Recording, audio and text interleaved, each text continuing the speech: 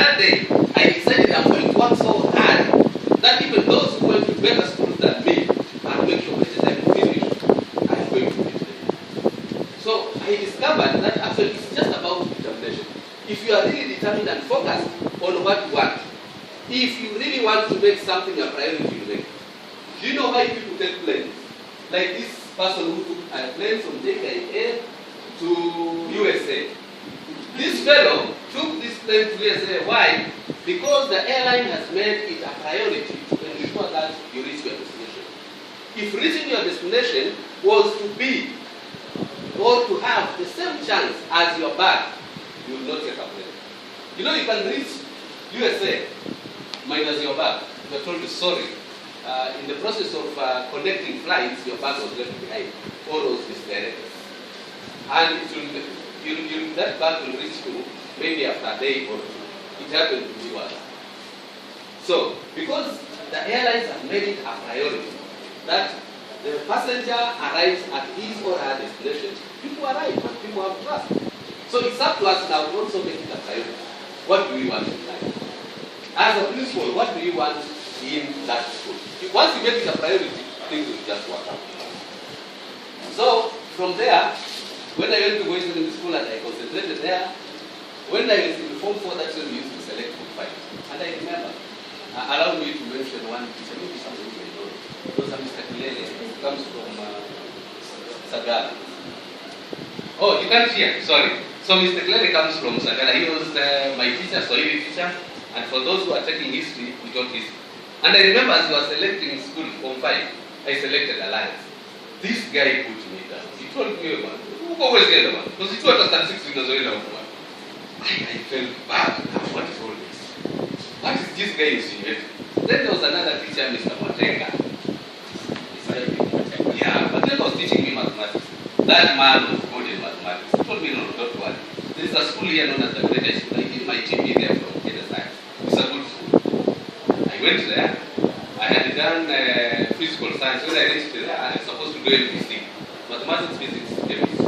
And someone told me you will see hell because you did physical, that is pure. I arrived there, we started very well. We had a teacher by the name of Water, very good in physics. Unfortunately, that was 85. By second term, that is when Kabarak boys had been, that Kabarak High School had been started.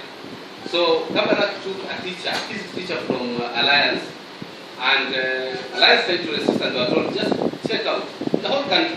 Get one good teacher will bring him there. So Boashi was taken. And he was taken and he was left with none. We sat as eligible fellows and said, why don't we go to the house? But the headmaster told us this, he was called Wanjao. He told us, I've tried to talk to these guys in the Ministry of Education. My wife works with the Ministry of Education. She's very senior in their house. And there is nothing which has happened. So if you guys match up in their house, I'll be saying to manage the school properly. And one thing will happen. I'll be sad and go back to Nyeri, start farming my coffee, and the Kanu government will ensure that there's no market for my coffee. There's no sense in that. So we decided now, let's do with what there is. One teacher who was teaching physics in O-level, who happened to have been the deputy, decided to take up the position to teach us physics. And we went through the days and somehow we passed. I remember coming out of the physics class and then he asked me, as the head coach, yes, Mr. Mondo, how did you find it? I told him, well, it was terror, it was tough. He told me, well, I did my part, what did you expect? So it is tough. But what I've realized is that a teacher's position is a very powerful position. What you say to a student would have a very far-reaching implications. So you must always be very careful about what you ask. And I hope we are going to capture it in what I have here. So much about myself. So it's not that I've gone through the best schools. In fact, I recently met an engineer from Pipeline. He's also from home. They look, which school did you go through? So I told him, he must be a very tough guy. We wouldn't have expected you to get to that part. It's not about the school. It's about the student. And if that student is working well with the teachers are there to provide the knowledge. But you must create that environment for your students to be focused. Because I remember Matenga used to make a lot of noise. We would walk into classrooms at night, and as he comes to supervise the break time, you will find some fellows in corners with the girls. And he used to make fun of them. Anauliza huu mzoga wako utakupeleka wapi? Mtu ambaye hana chochote hapa kwanza amekuja kwa sababu ya wazazi ndio wamemlipia karo. Wewe ndio unajibanza banza naye hapo kwa. So, but core education is good. I am a product of it. Got my wife there, but during that time I never saw her wife in that class. You are focused, she was focused. We knew where we were coming from, and we knew where we wanted to be. Today, as you've heard, after I did mathematics at university, I joined Kenya Power as a statistical officer. From there, I went to Cooperative Bank. I did about 14 years. From there, I left also, went to Consolidated Bank as the branch manager Mombasa. Did another 2 years there. Then I realized it was becoming very stressful because competition is very strict. You could have a bank, like here in Kisumu, Bank, you could have 3 branches. And you're being given targets to open accounts. You walk into a businessman's premises and tell him, by the way, the other branch manager was there, don't you talk? It was difficult. A branch is opened in the boy and you're told as a manager, you must actually generate loans worth 100 million. Are you building a road in the boy? Where will that 100 million come from? And the way our people have got credit up, they don't like borrowing. How are you going to make that 100 million? So I realized, when you reach some level in the banking, it can be very stressful and you are likely to die of stress. So I decided also to quit. At the moment, I'm working with Afya Sacco, Savings and Credit Cooperative Society. That's why I'm working as the general manager in charge of their banking. That is FOSA. That's why it is a bit less stressful and I can manage now, walk around and try to discover my work. Because the late Miles Munro says that in life, there are 2 things. There is a job and work. Job is the one which where you are employed and you can be sacked anytime. But when it is your work, it is according, that is what God had intended you to do in this world. Nobody can sack you. That is why this great golfer is known as who? The golfer. Tiger Woods. Tiger Woods, nobody can sack him from golfing. Even though he got disgraced, but up to today he's still making a living out of golfing. And he actually makes it even lively. When he comes, there is even an appearance fee. And when he comes to a place like maybe if he were to come to Kenya, it will be big news. Why? Because that is his work. That is what God intended him to do in life. So it is up to us, each one of us here, to try and discover what is it that God wanted you to do in this world. Some of you may discover you are just meant to be a teacher, and that is where you can actually flourish and reach your very best. But the unfortunate thing is, you've been trying to do so many other things and you have not been concentrating on your work. That is why you have not accrued the required benefits. So, to start with, this team building, for quality building, this machine is something broken up now. Team building for relevant and quality education. Taveta County High School Principals Convention, Kisumu City, March 19th. Now, ladies and gentlemen, what I'm going to say here is not something which I'm not asking. I want to set the ground very clear so that you know you don't expect miracles. Miracles ended with the people from when they were moving from Egypt to the promised land. That's when they were fed on something which they were not seeing. So now what I'm going to discuss with you here is something which you know and you've had before. Then the question will be, what is it that you want to tell us? What I want you to do, don't agree with me. Neither should you believe in me. What I want you to do is to believe in yourself. And make use of some of these ideas which will come up here. Okay? And the ideas will come from me and you. If you can make use of these ideas, then from here, you go and share them out there. You'll see a turnaround in your performance in school. Remember, the performance is not about the principal. It's about the whole team. If you're not going to manage that team of teachers and the non-teaching staff and the parents, then you're not going to get it. So you must make sure that the ideas is here, you go make use of them. I have discovered in the cooperative movement, and I know there are some here who are delegates. People come as delegates, they are talked to, they get their ideas, they also see the financials, but when they go back, they don't hold the meetings. So you meet a member and he tells you, no, there is this new product which has come. What is it all about? You tell them, but your officials were told the other day, please share. No, I said, no, this fellow didn't share with us. So there is also a possibility that even after such a convention, some principals will go with their folders, put them somewhere there, and they won't share with you. When you don't do that, you'll realize that you are doing yourself a disservice. So please, make some bullet points. And when it is still very fresh, when you land there on Monday, the first thing meet with the board is that share with them, so that from there now, you make sure that you share with the students, you share with the workers, because if the workers are not going to support you, you also not attain what you want to attain. So that is what is expected of you.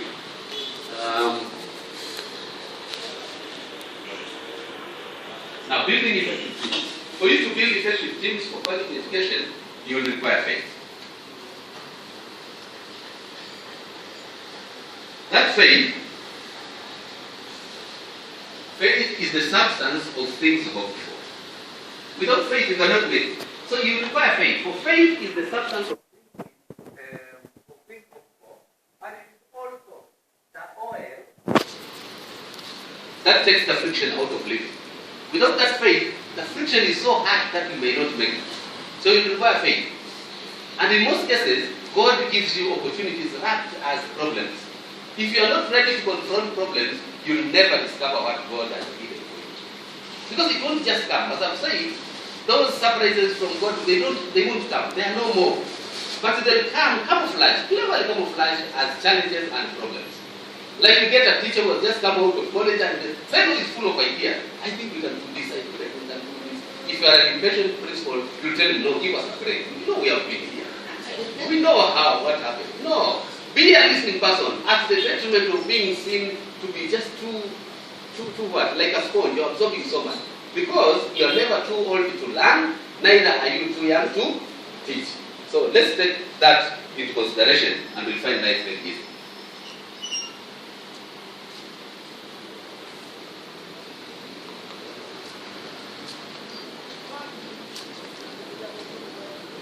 Sorry, that one has come very fast. But in life you have two things. Reasons or results. Notice that reasons don't matter. Don't count at all. But results don't lie. If your school performed or it didn't perform, those results are just in black and white. But the reasons don't matter. So don't start coming up with reasons why you do not perform because of that or that. However, those reasons are very important, for they serve as your rod and staff at times of difficulty. Those are the reasons. You must have a good reason why this school must perform. Those are the reasons which will make you serve as a rod and staff in times of difficulty. You find it very difficult, the way very difficult. But because you know the reason why you are doing this, that will give you that right. That will have something to provide, something to lean on. I'm glad that the convention team building for relevant and quality education is up. It is very clear.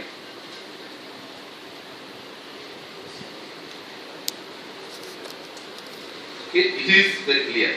And indeed, now you are going to focus on your collective performance. And when you focus on your collective performance, indeed when you change how you look at the situation changes. It must have been very stressful when you look at how your school performs. But when you come here and look at the general performance of our country as a team, when you change how you look at the situation changes. You feel relieved because this is a burden which is being shared, and you start discovering that even the schools which seem to have performed well have some similar problems with yours, and some of them are even worse.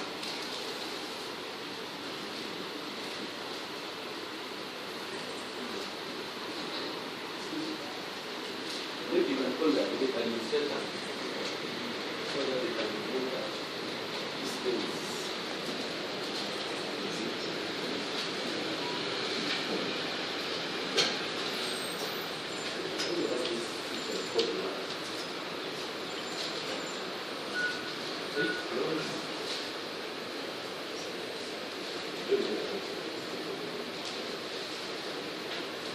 Fine, we can just proceed.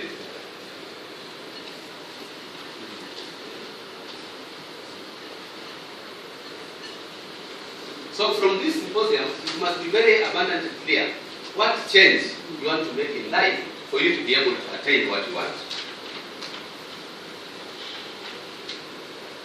You have to be responsible for what you want. Don't expect Mr. Nyatika from his office to advise you, well, this is what you should do. No. You must have your priorities. You have your set your goals very clearly, so that you are clear in your mind what is it that you want to perform, you want to achieve. Occasionally, when from one's come, you say, I've gotten a very good group. But somehow as you move on, when they reach from 2, from 3, you start saying, you know, this group, it came as a very good group, but it is losing it.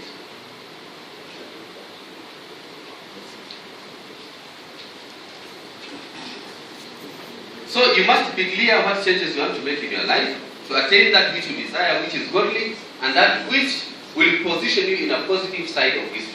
Because at the end of the day, history will judge you. From this year to this year, Mr. So-and-so or Miss So-and-so was the principal. How will you be judged when that time comes?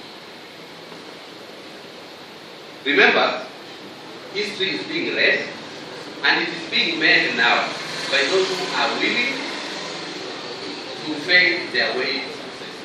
Because to succeed, you must once in a while fail. For those who are going to make that history, that this is the person who turned around that school, it is only those who are willing to fail their way to success.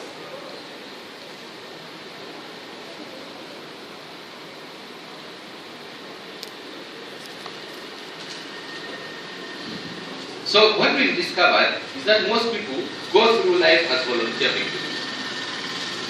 These people are giving excuses why the school cannot perform the way it is supposed to perform. Somebody, all what is doing is just whining, complaining that this school, is not going to perform because we don't have adequate teachers, we don't have this, we don't have that. That is not the solution. You must focus on the positive side of life. As I've said, at the Great High School, we didn't have adequate teachers. But the principal was able to come down to the school and actually convince one of his own teachers who was teaching in O-level to teach the A-levels. And the students were ready to accept that if this fellow has been up to university, what is it that he cannot teach in A-levels? And we were able to accept and we moved on.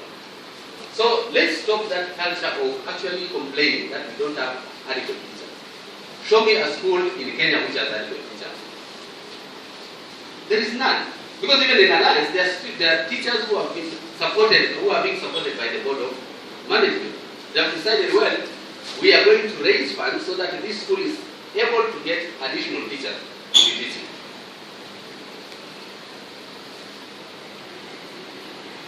So, ladies and gentlemen, success is not a pursuit. It's a becoming process.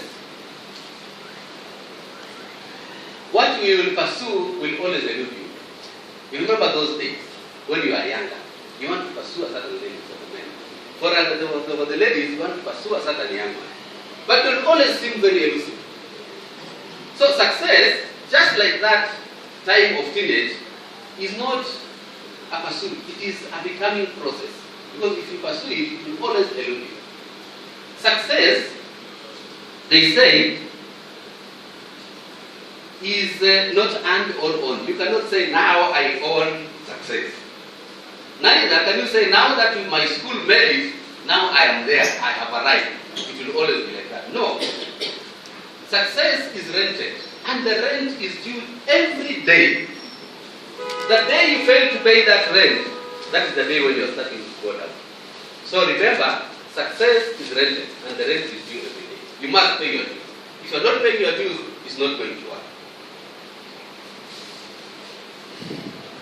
Success, therefore, is the completion and fulfillment of the original intent for existence or purpose.